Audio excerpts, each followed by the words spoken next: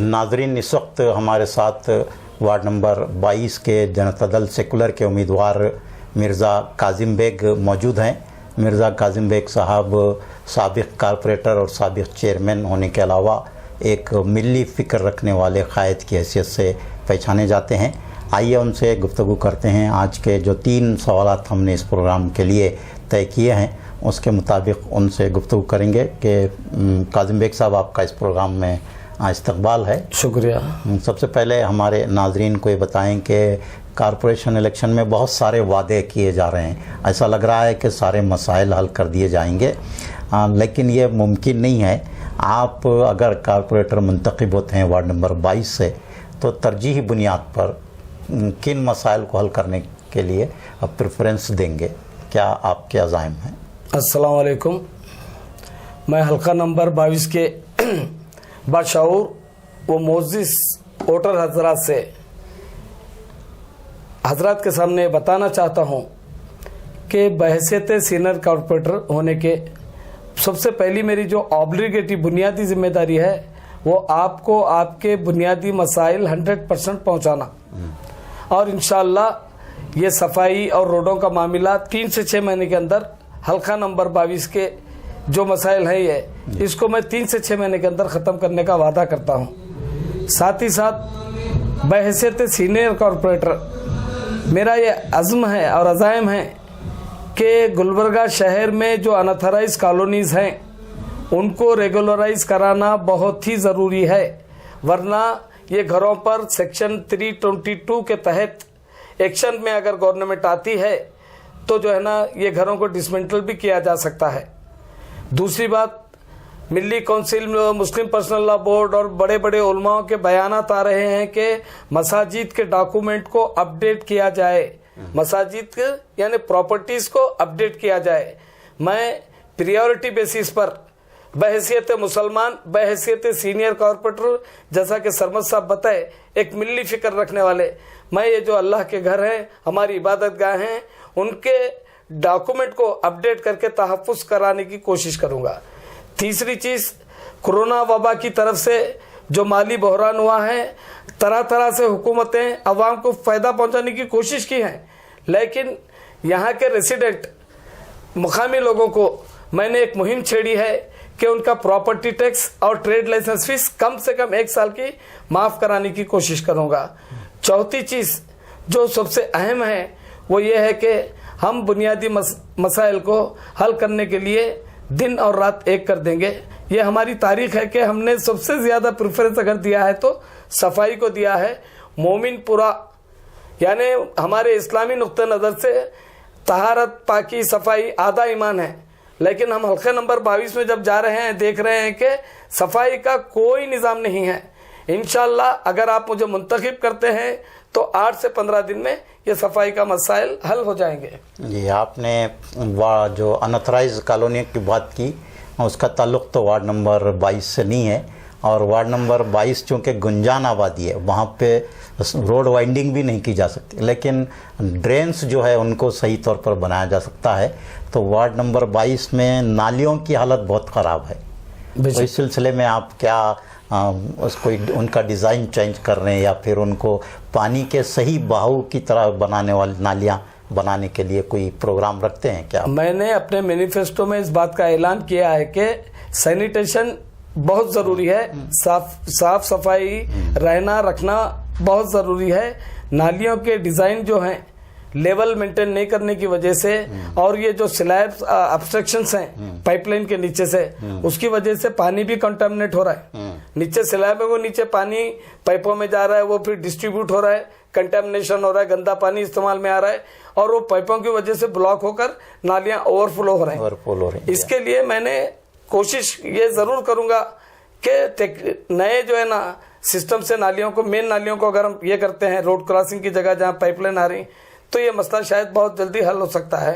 रही बात सरमद साहब ने बताया, मोमिनपुरा एक गुंजान इलाका है और जो मैंने इशू को रेज किया है अनऑथराइज कॉलोनीज का, इससे इसका क्या ताल्लुक है, तो मैं आपको ये बताना चाहता हूँ इस मीडिया के ज़रिए कि मोमिनपुरा में जितने भी मुकामी लोग हैं, अल्लाह के फजल से वो एक्सटेंशन एरियाज में उनके घर हैं, प्लॉट हैं, या वो किराए से दिए हैं, या एक भाई उधर है एक भाई इधर है, तो मैं समझता हूँ मोर देन 60% आबादी अपनी जायदादें वहां पर रखती हैं। उसके तहफ्फुज का वादा करना, मैं सिर्फ हल्का नंबर 22 को देखकर नहीं कह रहा, बल्कि एक घर बना के आदमी टूट जाता है, लोग बस्तियां उजाड़ के खुश होते हैं। मैं बस्तियों को बचाने की बहुत कोशिश करूंगा, इस बात का है ना।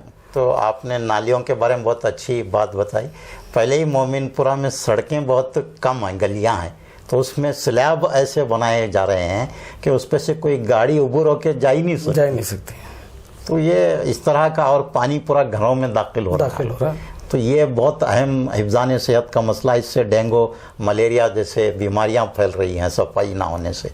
तो आपने बहुत अच्छी बात कही कि आप नालियों का डिज़ाइन बनाएंगे, फिर सफाई पर तवज्जो देंगे, ये आपके मसाइल हैं। आप इस वक्त जो इंतखाबी मुहिम चला रहे हैं, तो मोमिनपुरा में जो सबसे देखने में आता है कि वहाँ पर कई बिरादरियाँ हैं और कई बड़े बड़े ख़ानदान हैं, तो इन लोगों का वोटिंग पर बहुत बड़ा असर होता है। बेशक। तो आप इन लोगों से क्या मुलाकात किए हैं, क्या इनकी तायद हासिल करने के लिए आपके पास क्या कोई प्रोग्राम है? जहां तक मुमकिन हो सके जी, मैंने तमाम बिरादरियों से मिलने की कोशिश की है, कई लोगों से मेरी मुलाकात हो गई है। मौसम का तकाजा, कोरोना पेंडेमिक की पाबंदियां, लोगों की माशी बहरानगी और कई एक असबाब है जो मैं समझता हूँ 100% तक हम नहीं पहुंच सके। लेकिन मुझे अच्छी तरह मेरा सर्वे है, एनालिसिस है, रिपोर्ट्स है मेरे पास कि काजिम बेग आज चर्चों में है। हर कोई जो है ना उनकी ताल्लुक से सोच रहा है, जरा भी समझ रखने वाला सोच रहा है। रही बात बिरादरियों की, मैं सब में पहले शुक्रिया अदा करता हूँ खुरैश बिरादरी का। उसने इज्तिमाई तौर पर मेरी तायद के लिए जो है ना अनथक कोशिशें कर रही हैं। अच्छा। बिरादरी कमेटी जो है ना उसमें इन्वॉल्व नहीं हुई है, लेकिन बिरादरी अपने तौर पर जो मेरे कारनामों को देखे हैं, मेरे काम करने के तरीकों को देखे हैं, उस बुनियाद पर न सिर्फ वोट, दूसरी तरफ बागवान बिरादरी है। बागवान बिरादरी में कुछ तकसीम है, ये उनके अपने मफादात को देख के कुछ तकसीम है, मगर मेजॉरिटी ऑफ बागवान बिरादरी अल्लाह के फजल से मेरे साथ है, क्योंकि बागवान बिरादरी का भी मसला बड़ा सीरियस है। अच्छा। न्यू वेजिटेबल मार्केट कभी भी खाली की जा सकती है। ओल्ड वेजिटेबल मार्केट और मटन मार्केट पे तलवार लटक रही है, तलवार लटक रही है। जी, जी, जी। एक सीनियर तजुर्बेकार, कानून को जानने वाला और अपनी बात को मनवाने की सलाहियत रखने वाले का मुंतखब होना बहुत जरूरी है। चूंकि मुस्लिम कॉर्पोरेटर जेंट्स खास तौर पे 10 से 11 मुस्लिम कॉर्पोरेटर आने वाले हैं, और मुझे नहीं लगता कि वो मुखलिस रहेंगे। अगर आप लोग मेरा साथ देते हैं तो इन मसाइल पर कानूनी तौर पर बहुत बेहतर मेरी जो है ना नुमाइंदगी रहेगी। जी जी, ये आपने बता दिया है कि आपको क्यों वोट देना चाहिए। क्योंकि मेरा एक सवाल ये भी था कि इस वक्त वार्ड नंबर 22 में 3-4 उम्मीदवार मौजूद हैं और सब ये कोशिश कर रहे हैं कि उसे लोगों के ज़्यादा से ज़्यादा वोट मिले। आप इन जो उम्मीदवार हैं उन तमाम के मुकाबले में आपको क्यों वोट दिया जाए? मैं इस सवाल का जवाब देने से पहले जुमला जो है ना 9 उम्मीदवार मैदान में हैं, जिनमें 5 उम्मीदवार आजाद हैं। जी। 4 उम्मीदवारों का ताल्लुक जमातों से वाबिस्ता है। सबको छोड़कर लोग आपको क्यों वोट दें? उन सबको छोड़कर एक जाहिर बात है, मैंने अपना काम पेश किया है, काम ही मेरी पहचान है, काम ही मेरा नाम है। इस बुनियाद पर, और मैंने जो कॉर्पोरेटर्स मुंतखब होने वाले हैं उनमें सब में ज्यादा तजुर्बेकार, सब में ज्यादा हिस्सास, सब में ज्यादा जवाबदेही का एहसास रखने वाला हूँ। ये मेरा सब में बड़ा कॉन्फिडेंस है। मैं न सिर्फ हल्के की बल्कि शहर के और भी जो इज्तिमाई मसाइल हैं उसके लिए नुमाइंदगी कर सकता हूँ। एमएलए मुस्लिम कब जीतेंगे नहीं जीतेंगे ये सवाल अपनी जगह बाकी है, लेकिन कारपोरेशन में जो 10-11 मुस्लिम कारपोरेटर जा रहे हैं उनमें बेहतर से बेहतर एक कारपोरेटर का तो होना बहुत जरूरी है, जो सिर्फ अवाम के बारे में सोचे, ना कि गुत्तेदारी या ना कि अपने पार्टियों के लीडरों की चापलूसी के बारे में सोचे। ऐसे लोगों की मेजॉरिटी मुझे इलेक्शन को शिद्दत से लड़ने पर मजबूर कर रही है। मैं लड़ रहा हूं, अवाम का फर्ज है, ये अवाम की लड़ाई है, अवाम के लिए लड़ने के लिए मैं मैदान में आया हूं, अवाम खुलकर मेरा साथ दे। जी। आखिर में आपसे यह सवाल है कि जो भी एमपी है, एमएलए है, कारपोरेटर है, इलेक्शन के दौरान तो वो वोटर्स से बहुत करीब होते हैं, अपनी हमदर्दी दिखाते हैं, दिन रात गली गली घूमते हैं, लेकिन इलेक्शन होने के बाद कोई दिखाई नहीं देता, अवाम के राब्ते में नहीं आता। तो आप क्या अवाम के राब्ते में हमेशा रहने का कोई आपके पास प्रोग्राम है, कोई प्लानिंग है? आप क्या वादा करना चाहेंगे कि आप हमेशा अवाम के राब्ते में रहेंगे? और ये भी है कि आप हार जीत तो अल्लाह की मर्जी है, लेकिन हार के बाद भी बहुत सारे लोग फिर अगले इलेक्शन में ही आते हैं। होना तो ये चाहिए कि आपको जिन लोगों ने वोट दिया है उनके मसाइल कौन हल करेगा अगर आप नहीं रहेंगे? देखिए सर, ये दोनों सूरतों में आपकी क्या हिकमत अमली है? अगर जीतता हूं जी तो मेरी बेसिक रिस्पॉन्सिबिलिटी से हटकर कॉमन रिस्पॉन्सिबिलिटी को अदा करने का वादा करता हूं और मैं अंत तक कोशिश करूंगा, पहली बात। जी। दूसरी बात, ये पार्टियां, मेरा पुराने तजुर्बे के हिसाब से बोल रहा हूं, जो कैंडिडेट को डिक्लेयर करती है अवाम की जरूरत को मद्देनजर रखकर नहीं, अपनी चापलूसी की बुनियाद पर कैंडिडेट को देती है। अहल उम्मीदवारों को ना अहल उम्मीदवार को उम्मीदवार बनाया है और अहल उम्मीदवारों को नजरअंदाज किया है। तो कहीं ना कहीं पार्टी इन कैंडिडेटों पर गिरफ्त क्या बुनियाद पर रखेगी? क्या आप अवाम के मसाइल हल कर रहे हैं या नहीं कर रहे हैं? अवाम की जरूरत के हिसाब से कैंडिडेट नहीं, बल्कि अपनी चापलूसी करने वालों को टिकट दी गई है। दूसरी चीज नहीं, आप, मेरा सवाल यह है कि अवाम के राब्ते में रहने के लिए दूसरी चीज, अवाम के राब्ते में रहने के लिए मेरी तारीख गवाह है, मैं अलन कॉलोनी से मुंतखब हुआ था। जी जी जी। पिछली मर्तबा 2 बार जब मोमिनपुरा से मैं कारपोरेटर था, अलन कॉलोनी से मुंतखब हुआ था।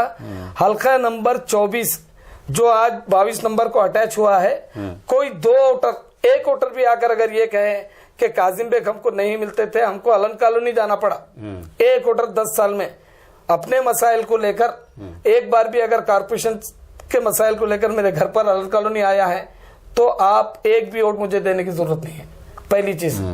क्योंकि मैं घर कहाँ भी हो, रात में सोने के लिए घर है, मेरा हल्का ही मेरा घर है असल में। तो रही बात अब अगर बोले मेरा घर कोई जाती घर नहीं है, मेरा कोई घर जाती नहीं है, मैं किराए के घर में 3 मरतबा मुंतखब होने के बावजूद किराए के घरों में जिंदगी गुजार रहा हूँ। किराए का घर अगर यहाँ भी मिलता है तो यहाँ रहने के लिए मैं तैयार हूँ। नहीं कोई अवाम के बीच में रही बात वार्ड ऑफिस, इनमें बहुत से मसाइल अपने मैनिफेस्टो में पेश किए हैं। इन सब की बेहतर नुमाइंदगी के लिए मुझे ऑफिस होने का बहुत जरूरी है। अल्लाह के फजल से मेरा तजुर्बा है, जब मैं ऑफिस खोलता हूँ तो सैनिटरी इंस्पेक्टर वहां पर आता है, हेल्थ ऑफिसर वहां पर आता है। कई बार जो है ना होटलों में मेरे पास कारपोरेशन कमिश्नर आके बैठे। तो मैं अब डिजिटलाइज जब हुए हैं तो मैं भी अपने आप को डिजिटलाइज करते हुए एक अच्छी ऑफिस का क़याम अमल में लाया जाएगा, जिससे जरिए कामों की बेहतर नुमाइंदगी हो और अवाम को राब्ता करने में सहूलत हो। लेकिन सरमद साहब, ये जो इंटरनेट का दौर आया है, मोबाइल का दौर आया है, पूरी दुनिया मुट्ठी में है, पूरी दुनिया मुट्ठी में है। आप एक फोन उठाकर मुझसे कांटेक्ट कर सकते हैं जी। मगर ये एक बहाना है, ऑफिस का होना बहुत जरूरी है। इंशाल्लाह हम इलेक्शन के रिजल्ट के 1 हफ्ते के अंदर हम ऑफिस के यहाँ पर इफ्तिताह करेंगे। अगर हम खुदा ना खास्ता कुछ नेगेटिव रिजल्ट आता है, पिछला 9 साल जो हमारे 9 साल के करीब जो गुजरे हैं, मीडिया के उठाकर देखो, आप मीडिया सोशल प्रिंट मीडिया को उठाकर देखो, मिली मसाइल हो या बल्दी मसाइल हो, जितने मेरे स्टेटमेंट्स आए हैं, जितना मैं नुमाइंदगी किया हूं, प्रेसिडेंट एमएलए और कारपोरेटर वो काम नहीं करे। इसी तरह अगर वैसा मौका आता है तो जब तक जान है, वो शोले का एक है ना मैं नाचूंगी बोलकर, उसी तरह जब तक जान है, जब तक अल्लाह सेहत दिया है, मैं खिदमत खल्क के लिए अपने आप को पेश रखूंगा जी। नाजरीन, ये थे मिर्ज़ा काजिम बेग साहब। हाँ, इन्होंने हमारे सवालात के बहुत अच्छे जवाब दिए। अब उम्मीद है कि फैसला आपके हाथ में है। अपील आप कुछ करना? मैं फिर एक बार अवाम से अपील करता हूँ कि 3 तारीख बरोज़ जुमा हमारे वोटिंग का दिन है, वोट कास्ट करने का दिन है। अवाम से अपील करता हूं कि मेरा सीरियल नंबर 2 है, भारे वाली औरत मेरा निशान है। 2 नंबर पर बटन दबाकर काजिम बेग को जिताकर अपने हलके के मसाइल को हल करवाने की जमानत हासिल कीजिए। शुक्रिया जी। तो इसी के साथ ये प्रोग्राम इख्तिताम पजीर होता है। अल्लाह हाफिज़।